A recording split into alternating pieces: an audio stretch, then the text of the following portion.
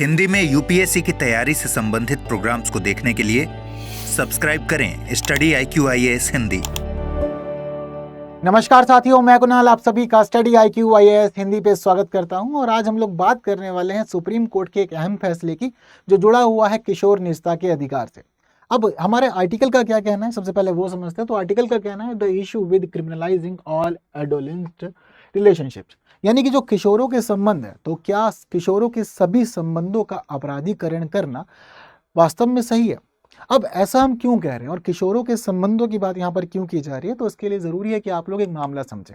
अब देखिए, दरअसल यहाँ जो मामला समझना है, ये मामला सुप्रीम कोर्ट का हाल ही का मामला है और सुप्रीम कोर्ट ने एक बड़ा ही खास जजमेंट दिया। दरअसल सुप्रीम कोर्ट ने इस अपने वर्डिक्ट के मामले में अपने आर्टिकल 142 का इस्तेमाल किया। अब आर्टिकल 142 क्या कहता है, तो संविधान का अनुच्छेद 142 सुप्रीम कोर्ट को कुछ खास पावर देता है और इस खास पावर के तहत सुप्रीम कोर्ट पूर्ण न्याय सुनिश्चित कर सकता है किसी भी मामले में।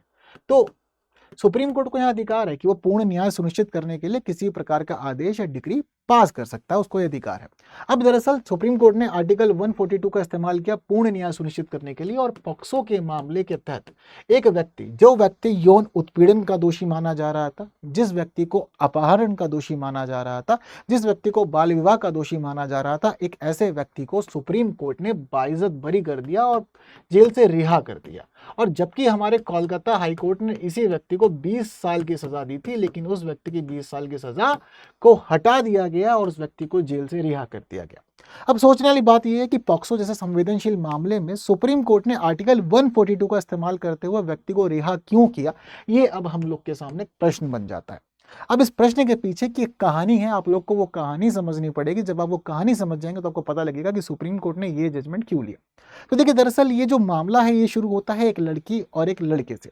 हालांकि फर्क यहाँ पर यह था कि जो लड़की थी, उस लड़की की उम्र 14 वर्ष थी और लड़के की उम्र 25 वर्ष थी। इस 14 और 25 वर्ष की उम्र में हमें यह पता चलता है कि लड़की अपना घर छोड़ जाती है और घर छोड़ करके इस लड़के के साथ चली जाती है। हालांकि एज का गैप काफी ज्यादा था, 11 साल का अंतर था जो हमें यहाँ पता चल रहा है, लेकिन इन सब के बावजूद लड़की अपना घर छोड़ के इस लड़के के साथ चली जाती है। कुछ समय इस लड़के के साथ रहती है और कुछ समय लड़के के साथ रहने के बाद हम ये देखते हैं कि इस दौरान इस लड़की की जो माता होती है, इस लड़की की माँ एक केस शुरू करती है, एक क्रिमिनल केस शुरू करती है और क्रिमिनल केस शुरू करती है इस लड़के के खिलाफ और मामला जाता है पूरी तरह से पॉक्सो के तहत ही, क्योंकि अभी जो चीजें चल रही थी ये चीजें एक बच्चे के तहत चल रही थी। दरअसल हमारा जो पॉक्सो कानून है, ये पॉक्सो का कानून बताता है कि भाई आप कभी भी किसी भी प्रकार से 18 वर्ष से कम उम्र के बच्चे को परेशान नहीं कर सकते, यौन उत्पीड़न नहीं कर सकते हैं, बलात्कार नहीं कर सकते हैं। इन सभी मामलों में 18 वर्ष से कम उम्र के बच्चों को जो सुरक्षा मिली हुई है वो सुरक्षा हमारा ये पॉक्सो का कानून ही देता है और अगर कभी भी कहीं भी कोई व्यक्ति इसका उल्लंघन करता हुआ पाया जाता तो उसको सजा मिलती है। अब दरअसल बच्ची की जो उम्र थी वो 14 वर्ष थी, लेकिन पुरुष की उम्र 25 वर्ष थी। अब इस दौरान सारा मामला इस पुरुष के ऊपर ही आना था, तो इस दौरान लड़की की मां ने एक केस रजिस्टर किया पॉक्सो के तहत और वो केस था इस पुरुष के खिलाफ। हालांकि इस दौरान केस रजिस्टर हुआ और हम लोग ये देखते हैं कि लड़की का मन बदलता है और लड़की मन बदलने के बाद अपनी माँ के पास वापस आ जाती है, फिर अपने घर आ जाती है। अब लड़की कुछ समय अपने घर पे रहती है, लेकिन घर पे रहते समय लड़की को अच्छा नहीं लगता, लड़की को परेशानियां होती है और लड़की अपने आप में यहाँ पर बहुत ही खुद को मतलब अपने आप को हीन महसूस करती है। हीन क्यों महसूस कर रही होती है, क्योंकि इस दौरान लड़की बेशक अपने घर में रह रही होती है, लेकिन घर में लड़की को अच्छा माहौल नहीं मिल रहा होता। घर के बाकी सदस्य लड़की के ऊपर अनेक प्रश्न चिन्ह लगा रहे होते हैं और कुछ दौरान यह देखा जाता है कि कभी लड़की को कलंकित समझा जाता है, कभी लड़की के मामले में अपमान की दृष्टि से देखा जाता है और कई बार निगरानी भी रखी जाती है।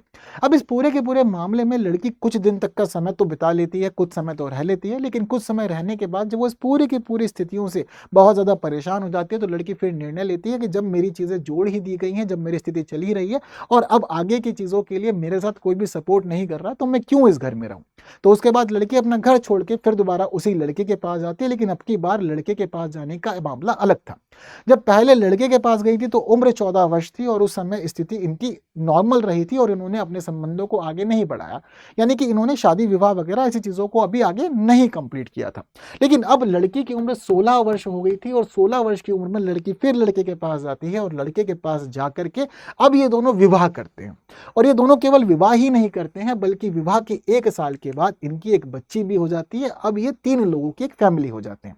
लेकिन मामला अभी खत्म नहीं हुआ था, एक्चुअल में मामला तो अब शुरू हुआ था। क्यों? क्योंकि जो माँ ने पहले केस रजिस्टर किया था उस केस केस के तहत कार्रवाई अब शुरू हो रही होती है, क्योंकि इस समय जो लड़की है, लड़की की उम्र होती है 17 वर्ष, और 17 वर्ष की उम्र में अब जो लड़की है वो लड़की माँ भी बन चुकी है और उस लड़की की एक बच्ची भी है। अब देखने वाली बात यह है कि मामला पॉक्सो का अभी भी चल रहा है, क्योंकि आपने 18 वर्ष की उम्र पूरी नहीं की है। इस दौरान आपका मां बन जाना ये बताता है कि भाई आपके साथ शारीरिक संबंध भी बने हैं, और वहीं जो चीजें हैं वो दूसरा व्यक्ति की मैच्योर कंडीशन में, दूसरा व्यक्ति एज पूरी कर चुका है। और अब इस पूरे के पूरे घटनाक्रम के तहत जो पिछला वाला केस था वो केस अब एक्टिव होता है, और बच्चे के जन्म के कुछ समय के बाद ही इस पुरुष को पुलिस हिरासत में ले लिया जाता है, पुलिस कस्टडी में ले लिया जाता है, और पॉक्सो के सेक्शन 6 के तहत केस दर्ज किया जाता है, जहां पर यौन उत्पीड़न का मामला इस व्यक्ति के ऊपर चलता है। और केवल यौन उत्पीड़न ही नहीं बल्कि अपहरण, बलात्कार और बाल विवाह की धाराएं भी लगाई जाती हैं। और अब ये व्यक्ति कोलकाता हाई कोर्ट के तहत अपने मामले की सुनवाई के लिए आना जाना कर रहा था। अब पर्सन गिरफ्तार है। अब देखने वाली बात यह है कि जो ये लड़की है, इस लड़की को पहली बात तो ये महसूस ही नहीं हो रहा है कि मैं पीड़ित हूं। क्यों? क्योंकि जो रिलेशनशिप है, ये रिलेशनशिप एक म्यूचुअल कंसेंट से चल रहा है। आप सहमत थे, आप अग्री थे, उसके बाद आपने पूरा का पूरा रिलेशनशिप एस्टैब्लिश किया, आपने शादी भी की, और शादी के बाद अपने सारी चीजों को आगे बढ़ाया। अब लड़की खुद को पीड़ित नहीं मान रही है, लेकिन कोर्ट में केस चल रहा है और पॉक्सो के तहत केस चल रहा है और लड़के को सजा देने के लिए केस चल रहा है, जबकि वो लड़का इस लड़की का पति है। इनका एक फैमिली है और उस फैमिली को तोड़ने की स्थिति में ये लड़की चिंतित है, और ये लड़की इस लड़के के खिलाफ गवाही भी नहीं दे रही है। लेकिन परिस्थितियों को समझते हुए इस पूरे घटनाक्रम में कोलकाता हाई कोर्ट ने इस लड़के को 20 साल की सजा दी। हालांकि देखने वाली बात यह थी कि लड़की ने गवाही नहीं दी, फिर भी इस लड़के को 20 साल की कैद होती है, और 20 साल की कैद में लड़की अपनी बच्ची को लेकर कोर्ट में लाचार खड़ी होती है, और वो चाहती है कि उसके पति को सजा ना हो, और सजा के बिना उसका पति वापस घर आ जाए और ये लोग अपने सुखी वैवाहिक जीवन को अच्छे से जिए। लेकिन कोर्ट को यह मंजूर नहीं था। कोर्ट ने कहा कि भाई इस लड़के को 20 साल की सजा होगी, और 20 साल की सजा में कोर्ट ने यहाँ कुछ आपत्तिजनक टिप्पणियां भी की, जिन टिप्पणियों में यह कह दिया गया कि लड़कियों को अपनी यौन इच्छाओं के ऊपर कंट्रोल रखना चाहिए, और कुछ समय की चीजों के लिए आपको इस प्रकार के संबंधों में नहीं पड़ना चाहिए, कानूनन ये गलत है। इस प्रकार की अनेक बातें कही गई, और इस पूरी की पूरी अनेक बातों को कहते हुए मामला इन्होंने कंप्लीट कर दिया। हालांकि महिला के द्वारा और साथ साथ इनके वकील के द्वारा कोर्ट में बार बार यह बात कही गई कि देखिए इन दोनों के बीच में जो संबंध था वो गैर शोषणकारी था, शोषण जैसी कोई स्थिति नहीं थी, बलात्कार नहीं किया गया था, अपहरण नहीं किया गया था, यौन उत्पीड़न नहीं हुआ है, बाल विवाह की स्थिति है, लेकिन ये भी इच्छा से है। अब जब ये सारी की सारी बातें कही गई, कोर्ट ने इन सभी बातों को खारिज कर दिया, कहा कि गैर शोषणकारी संबंध जैसी स्थिति अलग है, लेकिन हम जिस कानून को समझते हैं वो है पॉक्सो, और पॉक्सो का कानून ये कहता है कि देखिए जी स्थिति गंभीर है और लड़की की उम्र 18 वर्ष से कम थी, उसके तहत सभी चीजों को अंजाम दिया गया, इसी वजह से मामला तो होगा। अब जब ये पूरा का पूरा मामला चला तो ये लड़की हो गई बहुत ज्यादा परेशान, और ये लड़की बहुत ज्यादा इस प्रकार से भी परेशान हो गई कि जिस समय इसके पति को जेल भेजा गया था उस समय इस लड़की के ऊपर एक तो बच्ची की जिम्मेदारी थी, और बच्ची के अलावा उस लड़की के पास एक सास की जिम्मेदारी भी थी, और ये सास कैंसर पीड़ित थी। अब परिवार का पुरुष जेल में है और महिला अपनी कैंसर पीड़ित सास के साथ अपनी बच्ची को लेकर अपना जीवन यापन कर रही है, और इस दौरान ये लड़की बहुत परेशान है। परिवार की स्थितियां ठीक नहीं चल रही और सब कुछ बहुत ज्यादा असंतुलित हो चुका है, और इस दौरान ये लड़की अभी भी यही चाहती है कि मेरा पति कैसे भी बाहर आ जाए, मेरा पति जेल में ना रहे, मेरी बस यही इच्छा है। हालांकि इसके बाद स्थिति ये होती है कि केस चल रहा होता है, मामला आगे बढ़ रहा होता है, ये याचिकाएं लगा रही होती हैं कि मेरे पति को छोड़ दिया जाए, मैं नहीं चाहती मेरे पति को सजा हो, मामला मेरा है, लेकिन फिर भी मैं चीजों से दूर रहना चाहती हूँ, मैं चीजों को ठीक करना चाहती हूँ अपने घर के लिए। क्यों? क्योंकि ये सजा केवल एक पुरुष को नहीं मिल रही है बल्कि पूरे परिवार को सजा मिल रही है, पूरे के पूरे परिवार का हर एक व्यक्ति यहाँ पर अब बहुत ही ज्यादा इस सजा को भुगत रहा है, चाहे वो ये महिला खुद पीड़ित भी है, पर पीड़ित होने के बावजूद खुद भी ये सजा भुगत रही है, इसकी बच्ची भी सजा भुगत रही है, और घर में जो सास बैठी है इसकी यानी कि जो लड़के की माँ है वो भी सजा को भुगत रही है, चीजों को महसूस कर रही है। इसके बाद सुप्रीम कोर्ट इस पूरे मामले पर स्वतः संज्ञान लेता है, और सुप्रीम कोर्ट में यह मामला पहुंच जाता है 2023 में दिसंबर के महीने में। दिसंबर 2023 में सुप्रीम कोर्ट इस मामले पर स्वतः संज्ञान लेता है, और स्वतः संज्ञान लिया जाता है किशोरों की निजता के अधिकार के मामले में। अब किशोरों की निजता को यहाँ पर स्वीकारा गया, और किशोरों की निजता को स्वीकारते हुए अधिकार का नाम दिया, और स्वीकार करती हुई चीजें सुप्रीम कोर्ट ने कहा कि भाई मैं सुओ मोटो यानी कि स्वतः संज्ञान लूंगा और चीजों को देखूंगा कि क्या सही है और क्या गलत है, क्या वास्तव में ये सजा ठीक दी गई है या कहीं ना कहीं कुछ परेशानियां हुई है। अब जब ये मामला सुप्रीम कोर्ट में खुला तो सुप्रीम कोर्ट में खुलने के बाद लड़की ने अपनी तरफ से पहले जो दलील पेश की वो यही दलील पेश की कि देखिए जी हम आपको बताना चाहते हैं कि संबंध गैर शोषणकारी थे।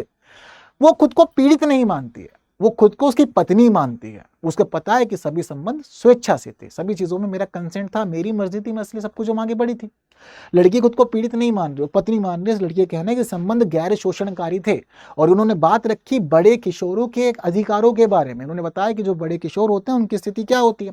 लेकिन सुप्रीम कोर्ट ने सारी बातों को खारिज कर दिया। सुप्रीम कोर्ट ने भी कहा कि गैर शोषणकारी जैसी स्थिति को हम यहाँ पर कानूनों के तहत स्वीकारते नहीं है, बड़े किशोरों जैसी स्थिति को भी नहीं स्वीकारते। किशोर हैं आप और आप 18 वर्ष से कम उम्र के हैं। हालांकि इस दौरान न्यायालय ने इन बातों को नहीं स्वीकारा, लेकिन अंतर्राष्ट्रीय मानवाधिकार कानून और चिकित्सा भाषा में ये बड़े किशोर और गैर शोषणकारी ऐसे शब्दों का इस्तेमाल किया गया था। और इसके बाद ये मामला आगे बढ़ा। सुप्रीम कोर्ट ने इस पूरे मामले में अनेक बार सुनवाई की और अनेक बार सुनवाई करते हुए इसके अनेक पहलुओं को समझा।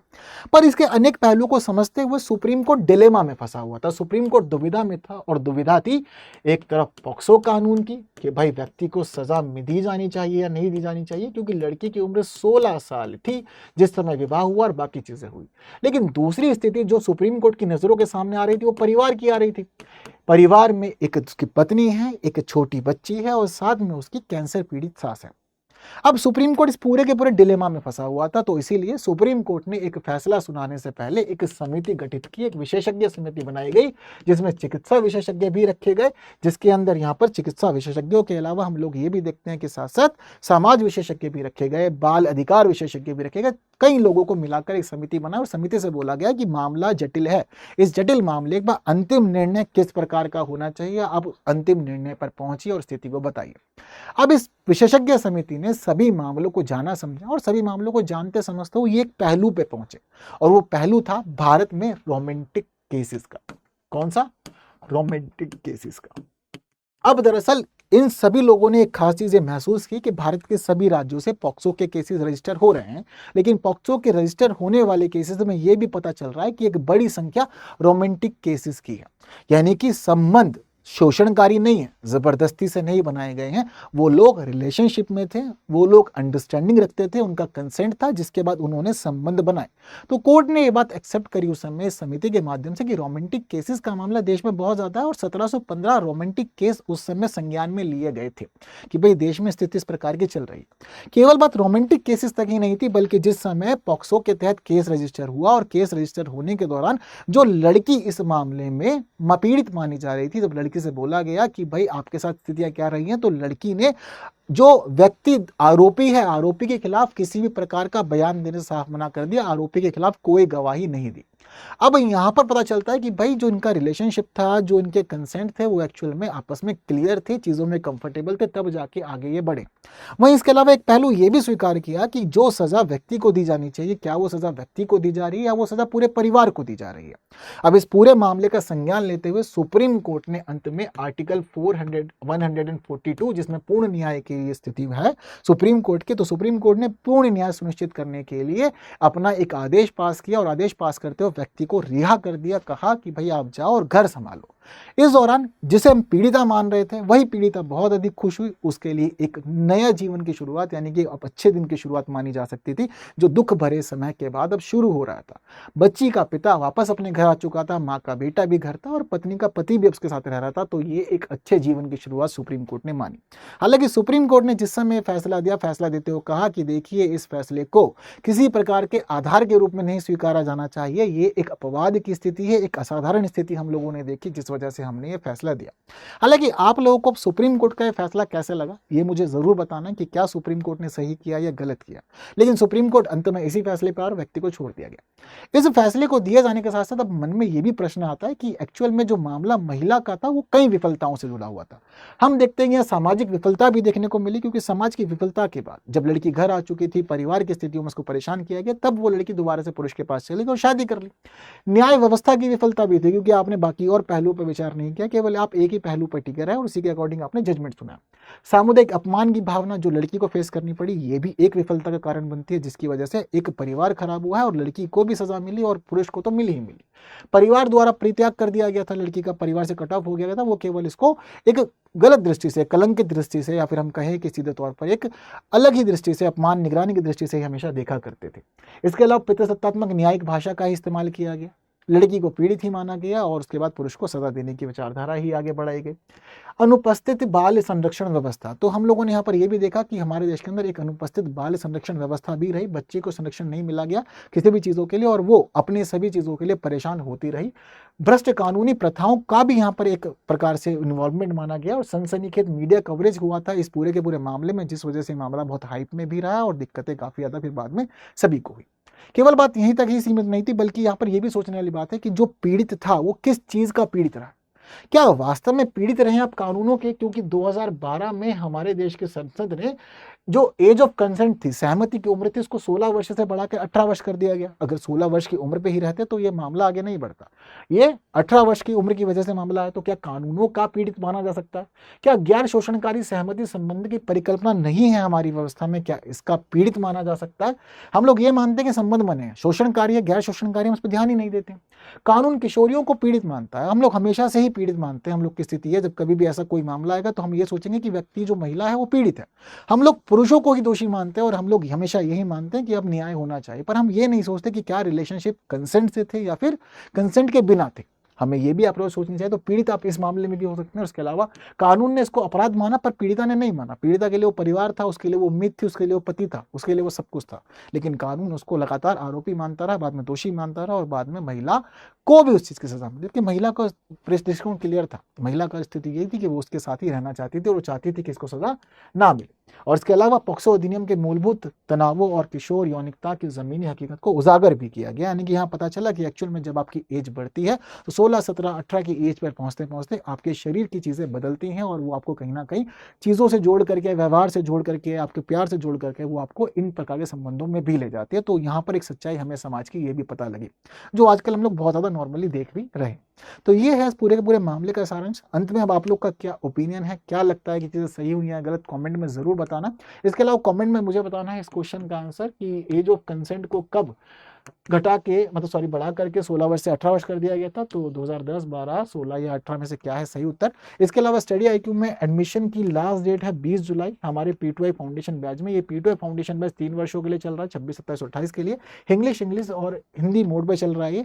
इसके अलावा P2I foundation batch prelims, mains, interview तीनों ही चरणों के लिए खास है। 1000 से अधिक घंटे की कक्षाएं मिलती है, आपको 1-to-1 मेंटरशिप मिलती है। प्रीलिम्स और मेंस के लिए टेस्ट सीरीज भी अवेलेबल है और प्रीलिम्स और मेंस के लिए आपका रेजिडेंशियल प्रोग्राम भी अवेलेबल है। प्रिंटेड और हैंड रिटन नोट्स भी आपको दिए जाते हैं, 18+ बुक्स भी दी जाती है।